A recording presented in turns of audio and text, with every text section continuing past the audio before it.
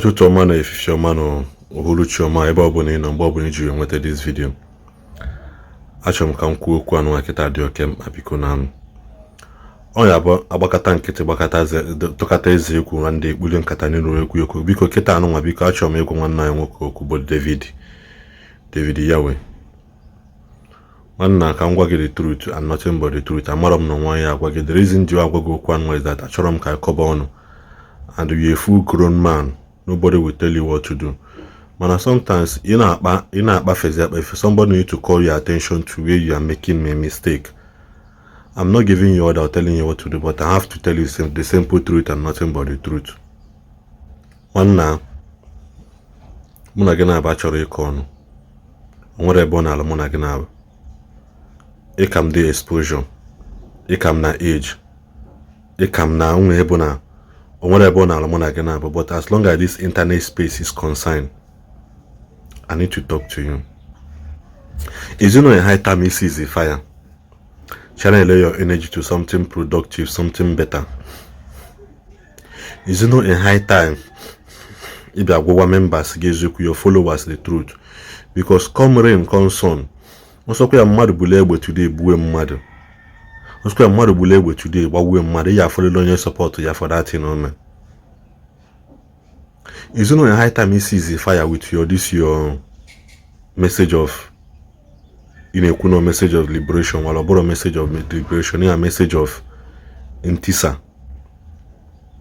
Is it not a high time maybe I sit down, do what God do, or sit down, way in, way out, where now this thing does not worth it? After maybe na our brother Ezra Gombosia, if I happens to be somebody like Ezuga, I will not reply you. I will not reply. Man, only about I'm going to see. Amen. Kia. I so much believe no okuonu keji keke okuonu keji maybe wa. Me, the only place I'm going to reply, but nobody will get them. Kosemna. That is when I have to counter you. Because I know the power of tongue, I know the power contained no kuono. I will talk to you. Go see that you have the power in me, and I don't have the power today because God that sees in secret has the final say. Man disposes and man proposes and God disposes. You got that kind of thing on social media. You're not the owner of your life. You are a man of God according to you. You are a man of God. It's if in the Bible now, a man gathered the whole world to listen that today that he doesn't need God. Or that today your soul is required.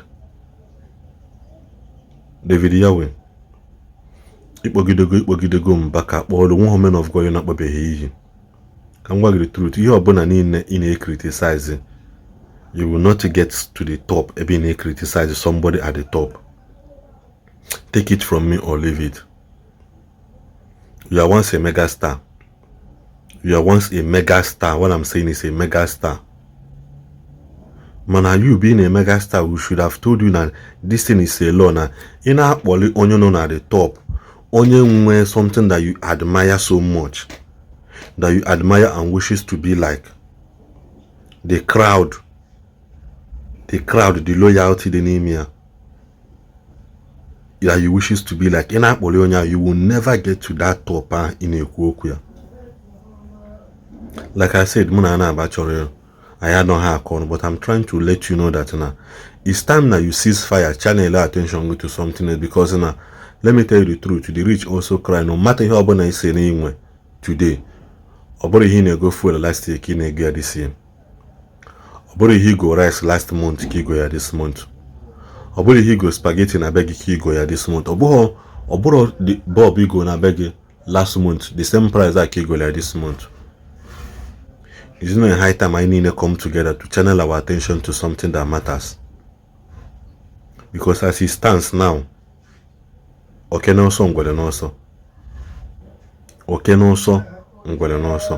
brother David Yahweh Bikono, Prophet David Yahweh. And my yogi yabiko, icho kan sepula na yogi, onwe ha bụ mmadụ megide opozi ọka ebido fụwa onye aha as onye mago too much constant something onwe ọdịza aka isi na onwerizi ihe onye aha na-alụ.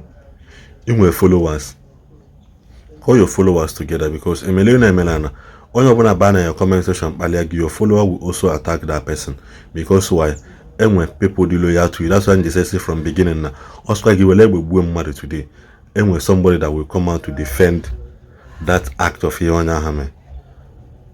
Because I'm begging you in the name of God whom you believe in. In the name of God whom you believe in. I try to make any other thing. I said in the name of God whom you believe in, cease fire.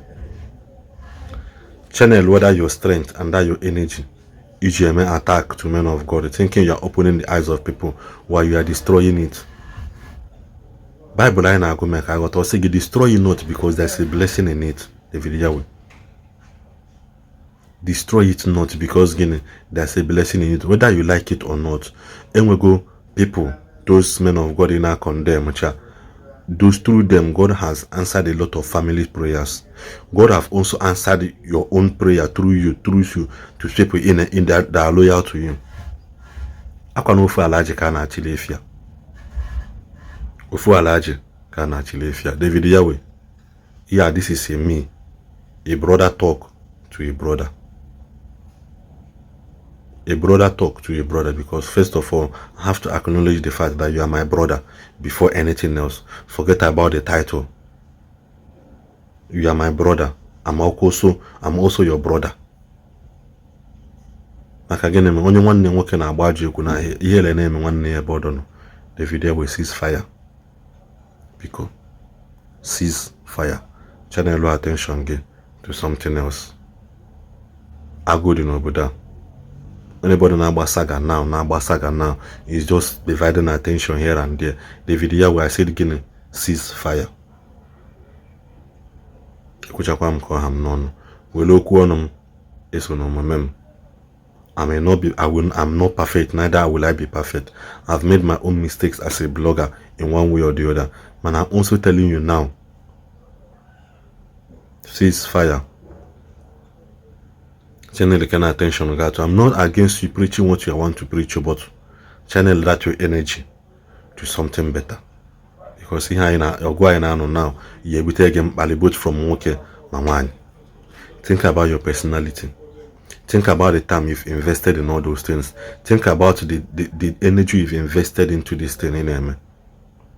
Then you will have to know if you are making an impact to the society, or you are also, going now in a bamba.